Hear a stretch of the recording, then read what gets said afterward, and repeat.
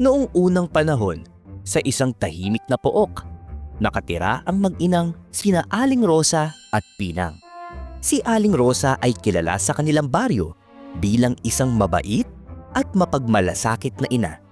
Ngunit ang kanyang pagmamahal kay Pinang ay umabot sa puntong pinalaki niya ito ng labis sa layaw. Bilang kaisa-isang anak, si Pinang ay halos hindi nasanay sa paggawa ng mga gawaing bahay dahil laging inaasikaso ng kanyang ina ang lahat para sa kanya. Sa kabila nito, paulit-ulit na sinasabi ni Aling Rosa kay Pinang na kailangang matutunan niya ang mga simpleng gawaing bahay. Pinang anak, hindi habang buhay nandito ako para asikasuhin ka. Dapat matuto ka ng magluto, maglinis at maghanda ng mga kailangan sa bahay. Nay, di ko na po kailangan. Alam ko naman yung mga yan. Timpi lang naman ang mga gawaing bahay, di ba? Bagamat alam ni Aling Rosa na hindi pa talaga natututo si Pinang, madalas na hinahayaan niya na lang ito. Iniisip niya na balang araw ay kusang magsisikap ang anak na matutong tumayo sa sariling mga paa. Isang araw, nagkasakit si Aling Rosa. Pakiramdam niya ay napakabigat ng kanyang katawan. At kahit ang pagbangon mula sa higaan ay hindi niya magawa. Dahil dito, napilitan siyang utusan si Pinang na maghanda ng pagkain. Pinang anak, pakiluto mo naman ako ng lugaw. Hindi ko na talaga kaya ngayon. Kailangan ko ng mainit na pagkain para lumakas ako. Sige po, Nay. Pero hindi ko po masyadong alam yan, ha? Subukan ko na lang. Isinalang ni Pinang ang palayok sa kalan at sinimulan ang pagluluto. Ngunit habang niluluto niya ang lugaw, naisipan niyang bumalik sa paglalaro. Sa sobrang pagkaabala niya sa laro, hindi niya namalayang ang lugaw ay dumikit na sa ilalim ng palayok at nasunog. Nang mapansin niya ito, dali-dali niyang hinalo ang lugaw. Ngunit huli na ang lahat.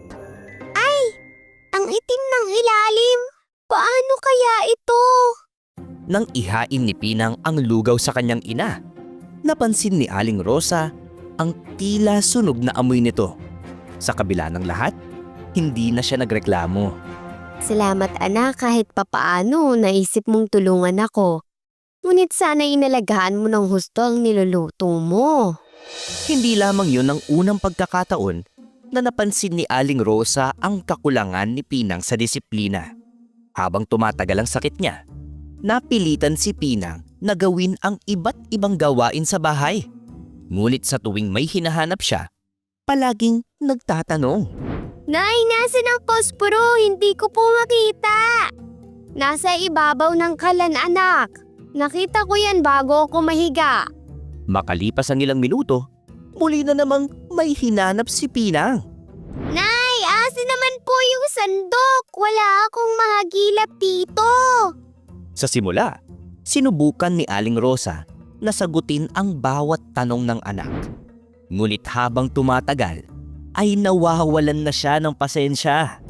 Pinang, hindi ka ba naghahanap ng mabuti?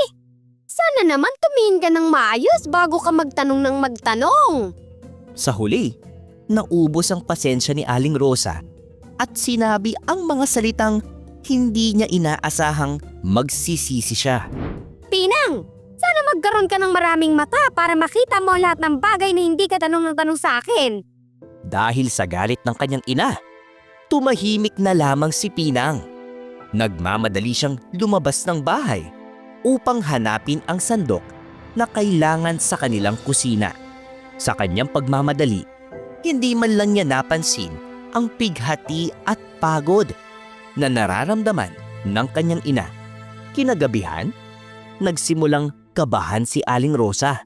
Hindi pa rin umuuwi si Pinang kahit lumalalim na ang gabi. Sa kabila ng kanyang panghihina, napilitang bumangon si Aling Rosa upang maghanap ng makakain. Tinawag-tawag niya ang anak. Pinang! Pinang anak! Nasaan ka? Halika na at gabi na! Ngunit sa kabila ng paulit-ulit niyang pagtawag, tanging katahimikan lamang ang tugon ng paligid. Naghintay siya buong magdamag. Umaasang maririnig niya ang yabag ng anak sa labas ng kanilang bahay. Ngunit wala. Sa mga sumunod na araw, unti-unti nang bumuti ang kalagayan ni Aling Rosa. Ngunit sa kabila ng kanyang paggaling, isang matinding kalungkutan ang nananatili sa kanyang puso. Hinanap niya si Pinang sa buong baryo. Tinanong ang bawat kapitbahay. Kapitbahay, nakita mo ba ang anak kong si Pinang? Lumabas siya nung isang gabi at hindi na nakabalik. Pasensya na, Rosa. Ngunit wala akong nakita. Mag-iingat ka rin sa paghahanap. Nagpatuloy ang paghahanap ni Aling Rosa. Ngunit parang naglaho ng parang bula ang kanyang anak. Walang sino man ang makapagsabi kung saan pumunta si Pinang. Isang araw, napansin niya ang isang kakaibang halaman. Ang halaman ay tila hindi niya pa nakikita sa tanambuhay niya. May matutulis itong dahon at sa tuwing iihip ang hangin, parang sinasabi nitong alagaan siya. Ano kaya ang halamang ito? Bakit parang kakaibang dating sa akin? Inalagaan ni Aling Rosa ang halaman ng buong sipag.